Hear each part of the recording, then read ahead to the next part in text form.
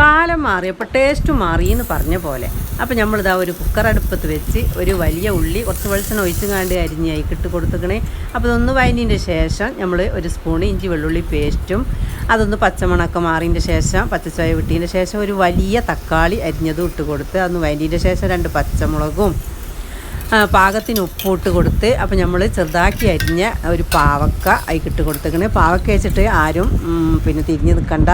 നല്ല ചിക്കൻ കറീൻ്റെ അതേ ടേസ്റ്റിലാട്ടോ നമ്മൾ ഉണ്ടാക്കേണ്ടത്. അപ്പോൾ മഞ്ഞൾപ്പൊടി, മുളക് പൊടി, ഒരിത്തിരി മല്ലിപ്പൊടിയും പിന്നെ ഗരം മസാലപ്പൊടി അത് മസ്റ്റാണ് കേട്ടോ.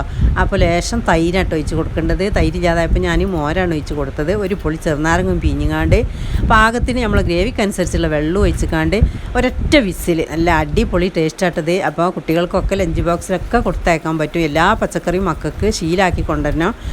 അപ്പോൾ നമ്മളിതാ മഞ്ചട്ടിക്കണ്ട് ഒഴിച്ചിക്കണേ. അപ്പോൾ ലേശം മല്ലിച്ചപ്പും ലേശം വെളിച്ചെണ്ണയിൽ കടുകും കറിവേപ്പിലിട്ടുകാണ്ട് ഒന്ന് വറവിട്ടിട്ടുണ്ടെങ്കിൽ നല്ല അടിപൊളി ടേസ്റ്റാണ്. എല്ലാവരും ഒന്ന് ട്രൈ ചെയ്ത് നോക്കണം.